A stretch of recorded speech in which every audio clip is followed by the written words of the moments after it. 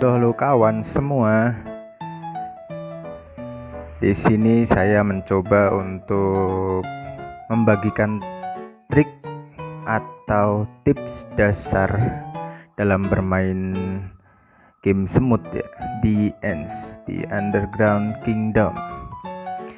Nah, banyak teman-teman yang masih cukup bingung bagaimana cara bermain game ini untuk awal-awalnya. Jadi kebetulan saya memang masih kecil ya.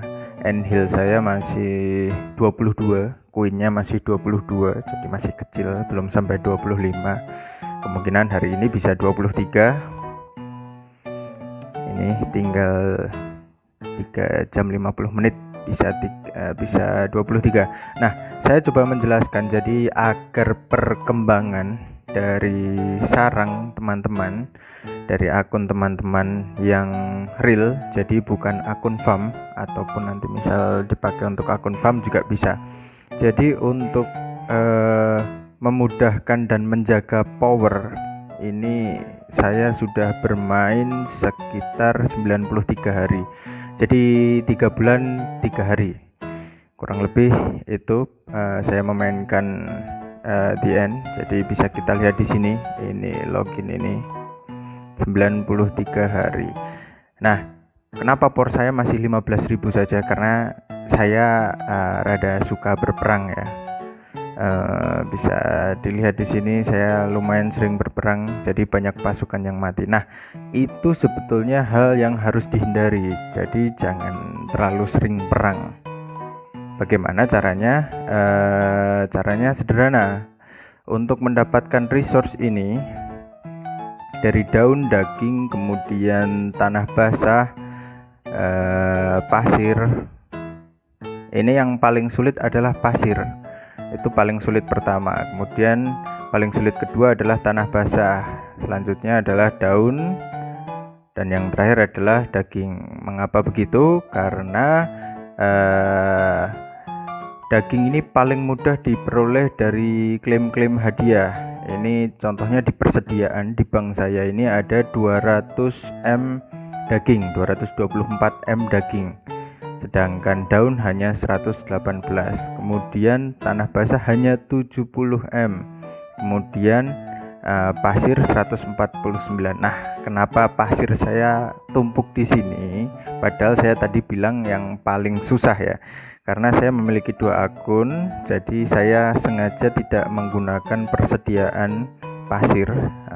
Bank pasirnya tidak saya gunakan, saya simpan betul-betul. Nanti ketika up yang lebih tinggi, saya bisa dengan cepat menyelesaikannya. Nah, untuk yang pertama, bagaimana cara menjaga power? Cara menjaga power adalah sederhana. Di bangunan ini, bangunan pintu masuk. Nah, bangunan pintu masuk ini sangat penting. Jadi ketika Anda memberikan centang di sini, checklist di sini, otomatis pasukan Anda bergabung dalam pertahanan. Jadi ketika Anda diserang, semua unit ini akan ikut perang. Tapi misal Anda checklistnya ini dihilangkan, nah ini tidak ada unit sama sekali yang menjaga dalam pertahanan. Nah, mengapa lebih baik centangnya dihilangkan? Karena ketika nanti Anda diserang, jadi misal malam Anda lupa tidak pakai shield. Nah ini tidak pakai shield seperti ini. Nah, ketika Anda tidak pakai shield, ini akan sangat fatal. Anda akan diserang. Yang pertama, Anda akan rugi ketika Anda kalah. Rugi yang pertama adalah rugi resource, daun, tanah basah, pasir. Ini Anda akan rugi. Yang kedua, Anda akan rugi pasukan yang mati, pasukan yang masuk di kolam pemulihan ini. Nah, misal kolam pemulihan Anda ini memang bisa menampung banyak. Nah, ini kolam saya hanya bisa menampung sejumlah 347.000 ya.